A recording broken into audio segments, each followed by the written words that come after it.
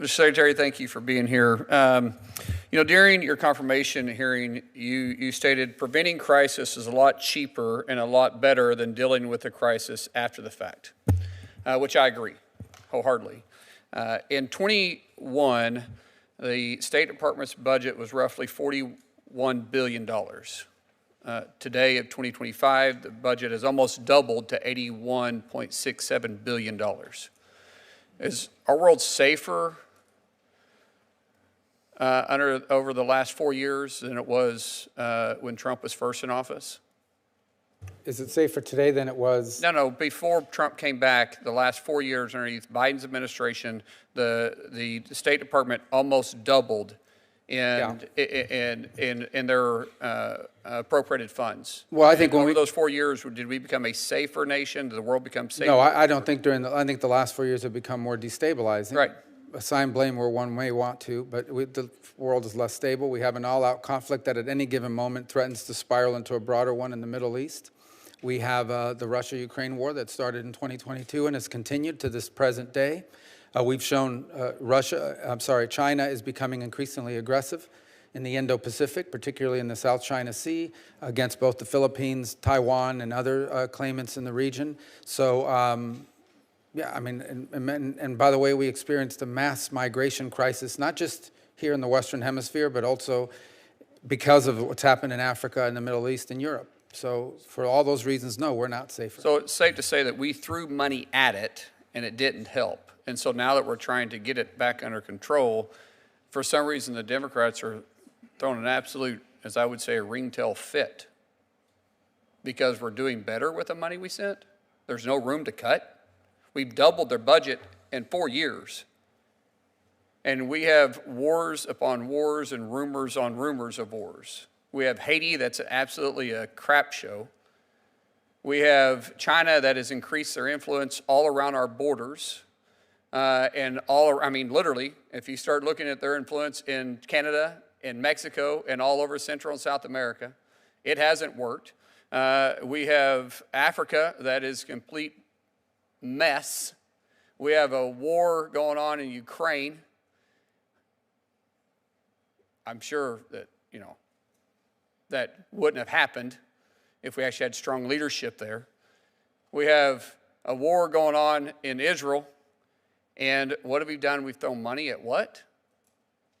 Going back to the chairman's point of view about USA aid, $73 million spent on DEI. $73 million spent on DEI last year. Because it made us safer? Are we serious?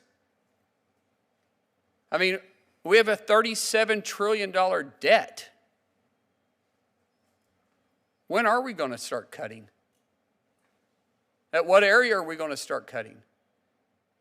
And now all of a sudden we're trying to actually make changes and get refocused on mission statement? Sir, I appreciate what you're trying to do. Can you kind of walk me through what your end goal is? Well, first of all, on the aid portion of it, these are some of the contracts we canceled. I can't go through all of them, and people would say what they want, but some of them make no sense to me. I mean, I'd say a lot of them makes no sense. Well, I mean, for example, $32 million to the Prague Civil Society Center. I don't know what that is. I mean, obviously we looked at the contract and we didn't approve it, but it didn't make a lot of sense to me. $14 million for improving public procurement in Serbia. I'm sure that improving public procurement in Serbia is not, maybe it's a really good thing, but I don't know if that's in our national interest to put that kind of money into that. And that's the kinds of programs that we're talking about. It's not all the outrageous things. There are other things that are involved in this that you look at and say, okay, well, maybe this is a worthy program, but not for us. It's not something that we should be. $1.5 million for voter confidence in Liberia.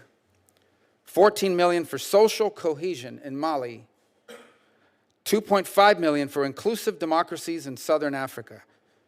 $47 million for something called Improving Learning Outcomes in Asia. Again, these things sound really good, I guess, I mean, as noble causes, but can we continue to afford to prioritize these sorts of projects when we have so many other needs, both domestically and abroad? And so our hope is to bring about some sanity to how this money is spent, so when people say we're still spending more money than anybody in the world on foreign aid, but it is being directed in a way that makes sense, that's actually furthering our national interest. And that's what we hope to be able to do. And that's really the end goal here. It's not so much a cutting exercise. There may be savings involved. But the more important thing is that we get better outcomes from it, that we feel like our foreign aid and our giving is aligned with our foreign policy objectives in a specific region, in a specific country. I think you said it best, national security interest, in words that maybe my colleagues from the other side wouldn't like to hear, but America first. Is it in our interest or is it not in our interest? And we're throwing so much wasteful taxpayer dollars out the door that even the taxpayers want accountability, and which they should. And that is what this administration is bringing, and that's what you're bringing. Now, you know, actually, I don't know if my time's almost up or not, because everybody's been going way over. It is. No, everybody else has been going way over. Yeah. And so I just want to say, what's the difference between a visa and LPR? An LPR is someone who's admitted into the country. Legal permanent residence? Right. And a visa is what? A visa is a guest. A guest, right. They're treated a little bit different underneath. Well, they're actually treated different from the very beginning, because we deny visas every day all over the world for all kinds of reasons. But I guess there's this attitude that once you get a visa, now you've been enshrined with some sort of privilege that is unrevocable. And the truth of the matter is, we should be able to, we will continue to, if you were going to do things that if we knew you were going to do it, we wouldn't let you into this country. If you do it once you're here, we're going to take away the visa. You're a guest, that's right. One thing I want to add is I have a special interest in Haiti. My family and our companies, prior to me getting into Congress and after coming into Congress, have invested a lot into missions throughout Haiti. And it's becoming a failed state. I would really like to work with your office in seeing how we can assist through individuals that we have contacts with ways that we might be able to assist on going forward and putting, hopefully, the right people in place. I've literally spent years dealing with Haiti, and I hate to say it's a failed state, but it will be, and who's going to backfill that is going to be China. And so we'd really like to work with you moving forward on that, sir. Yeah, absolutely. Thank you. And I agree, Senator Mullin. We don't talk enough about Haiti. It's in our backyard, and it's not becoming a failed state. It is a failed state.